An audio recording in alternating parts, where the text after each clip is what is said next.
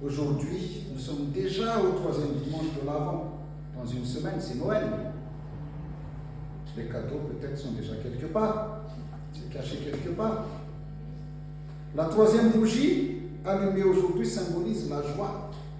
Est-ce que c'est vraiment la joie profonde dans nos cœurs ou est-ce que c'est juste la joie dans la perspective des cadeaux? Une joie éphémère. En fait, le prophète Ésaïe, dans notre première lecture, dit « Le Seigneur est pour moi une source de joie débordante.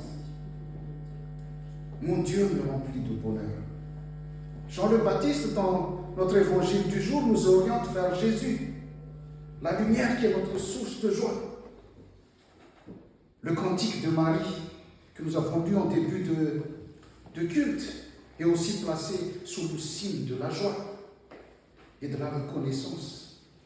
Et l'apôtre Paul, dans notre 2e lecture du jour, dit « Soyez toujours joyeux. Soyez toujours joyeux. » Si on traduit littéralement le mot grec « kairete » utilisé par Paul ici, cela donne « réjouissez-vous. Soyez heureux. » Beaucoup de prédicateurs nous ont toujours dit que le verset le plus court du Nouveau Testament est Jean 11, 35. Vous connaissez ou pas? Jésus pleura. C'est ça, c'est tout mal. On nous a toujours dit que c'est le verset le plus court. Cela est vrai si on regarde la traduction française et la traduction malagasy. Mais cela est faux si on regarde la traduction grecque, c'est-à-dire la version grecque. Car dans la version grecque, il y a 3 mots dans Jean 11, 35. Dans le Nouveau Testament grec, c'est-à-dire, si vous voulez qu'on dise comme ça, c'est l'original, parce que le Nouveau Testament est écrit en grec. Dans le Nouveau Testament grec, le verset le plus court du Nouveau Testament est un message de joie. C'est un message de joie. C'est un Thessaloniciens 5,16. Il dit pantoté, kairete, qu'on a traduit par soyez toujours joyeux. Soyez toujours joyeux. C'est le verset le plus court du Nouveau Testament. Réjouissez-vous toujours. Mifalima dakariva. Et là, le verbe est à l'impératif. Ce qui veut dire que ce n'est pas une suggestion. Être heureux, ce n'est pas une suggestion. Un commandement. C'est un commandement biblique, être heureux, être joyeux. Pourquoi donc est-il si important d'être joyeux? Pourquoi? D'abord, parce que nous sommes appelés à rendre compte de notre foi, à témoigner de notre foi et comment nous vivons notre foi. Notre joie incitera d'autres personnes à vouloir connaître Jésus. Si nous annonçons l'évangile avec un visage triste, qui voudra devenir chrétien? Qui? Misumati nous la mano amalgame entre un même match que c'est moutre. Des timtik mit refant tout le flasanta. Timtik tik tu fais fajar non. Timtik tik tu fais fa pastero, timtik tik tu fais fa piano. Tu m'as dit le bêta ou refant tout le flasanta, on va faire la Saint-Christian. La foi chrétienne doit se sortir de ce cliché morose et moralisateur. La foi chrétienne doit se sortir de ce cliché morose et moralisateur. Elle doit inciter les gens à passer du désespoir à l'espérance. C'est ça notre rôle.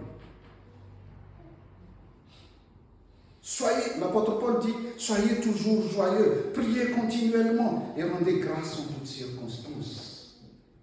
Mifalima dakariva, mivavaka zantsara, misaura mizavatra rehetra. 1 Thessaloniciens 5, 16 à 18. Si on regarde bien, il y a ici une succession de verbes à l'impératif. Beaucoup d'impératifs même. Pourquoi? Tout simplement parce que Paul L'apôtre Paul refuse que sa communauté tombe dans la passivité, dans la résignation ou dans l'inaction. La prière, c'est quoi la prière? La prière, c'est une relation avec Dieu. Donc, c'est quelque chose qui doit nous rendre joyeux. C'est pourquoi nous devons prier continuellement pour rester dans la joie. Notre joie est faite pour être partagée autour de nous. De même que Jean le Baptiste oriente ceux qui viennent à lui vers Jésus, nous orienterons aussi les gens qui nous questionnent sur notre joie de vivre vers celui qui en est sa source, c'est Jésus.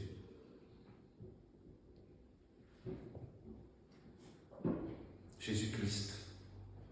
Être toujours joyeux, prier continuellement et rendre grâce ou remercier en toutes circonstances sont les trois piliers de la vie chrétienne. Ils tiennent ensemble et ne doivent pas être séparés. Oui. Vous allez peut-être me dire, oui, c'est bien beau, mais ce n'est pas facile. Cette recommandation, oui. Cette recommandation d'être toujours joyeux peut s'avérer problématique dans la pratique. La joie est censée nous empêcher de tomber trop facilement dans le désespoir et dans les murmures contre Dieu lorsque les choses ne vont pas bien. Mais comment être joyeux quand on n'a pas de sous, par exemple? Comment être joyeux quand on a divers problèmes dans la vie réelle? Comment pouvons-nous être joyeux, prier sans cesse et rendre grâce en toutes choses? Comment? Généralement, trois choses nous empêchent d'être joyeux. Trois choses. La peur, la culpabilité et l'insatisfaction. La peur nous paralyse. Elle nous emprisonne dans un semblant zone de confort et nous oblige à y rester. Beaucoup de personnes ont de grands rêves et de grandes ambitions en eux. Mais malheureusement, beaucoup aussi vont mourir sans le réaliser. Par peur. Par peur d'échouer, par peur de souffrir, par peur du regard des autres aussi.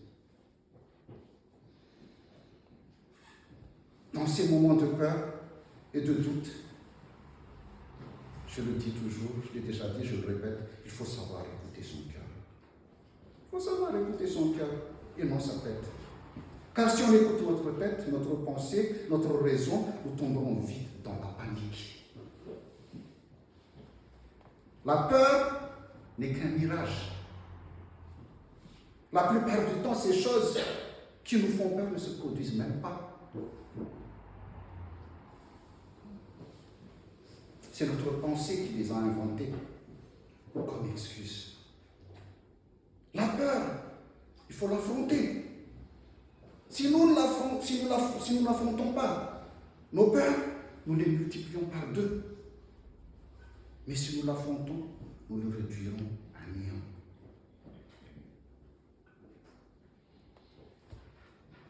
La deuxième chose qui nous empêche d'être heureux, c'est la culpabilité. Nous connaissons tous ce sentiment qui nous envahit, qui nous pèse. Nous l'avons déjà expérimenté au moins une fois dans notre vie, ce sentiment de culpabilité. C'est aussi, c'est aussi l'une des armes de destruction massive que le diable utilise contre nous. Elle nous rend dépressifs et nous empêche d'accepter le bonheur en fait.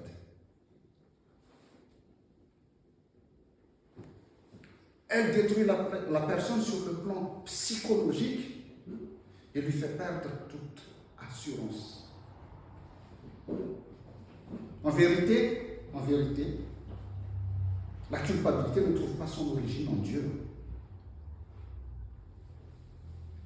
Non. C'est un jugement qu'on fait sur soi. C'est qu'il y a un moment de la culpabilité, à raison ou à tort, peut-être. Mais la plupart du temps, c'est à tort. Ce n'est que de la fausse culpabilité. Ce n'est que de la fausse culpabilité inventée par le diable et que nous ne sommes ni le coupable ni le responsable. Dieu connaît la vérité. 1 Jean 3, 20 dit, car si notre cœur nous condamne, Dieu est plus grand que notre cœur.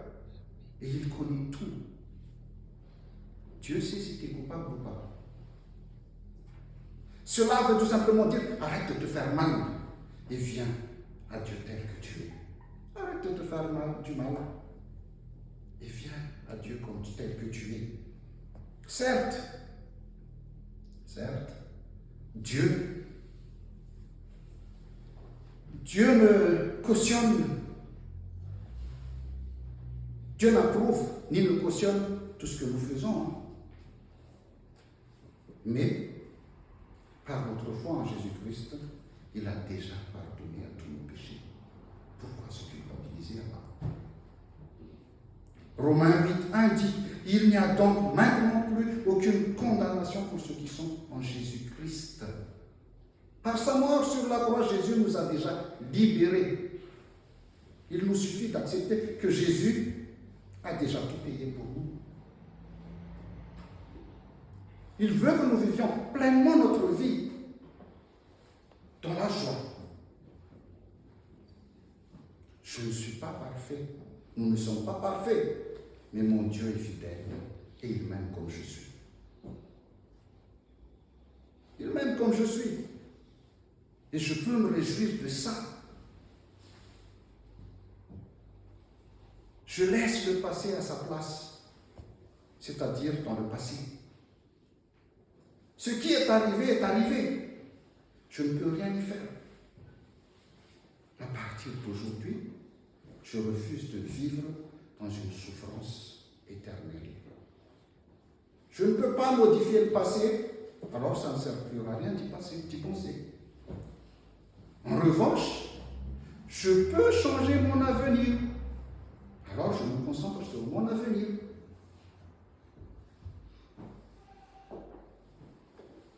En ce qui concerne l'insatisfaction, elle nous empêche d'être reconnaissants. On en veut toujours plus.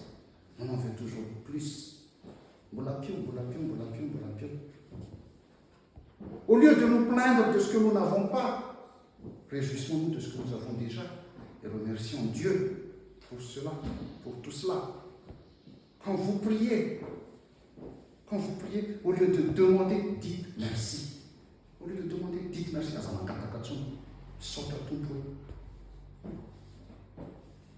Hébreux 11, 1 dit, la foi, c'est la ferme assurance des choses qu'on espère. La démonstration de celles qu'on ne voit pas. Hébreux 11, 1. Comment?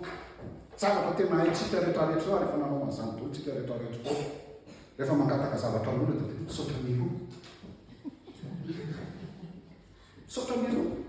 tout le monde sait dire merci d'avance quand il demande quelque chose à quelqu'un. C'est vrai ou pas? Voilà. On ne sait même pas encore si l'autre personne va accepter ou non. Mais on le remercie déjà. Alors pourquoi ne l'appliquons-nous pas quand nous demandons quelque chose à Dieu? Pourquoi ne l'appliquons-nous pas quand nous demandons quelque chose à Dieu? Démontre ta foi en Dieu, démontre ta foi en Dieu, démontre ta foi en Dieu.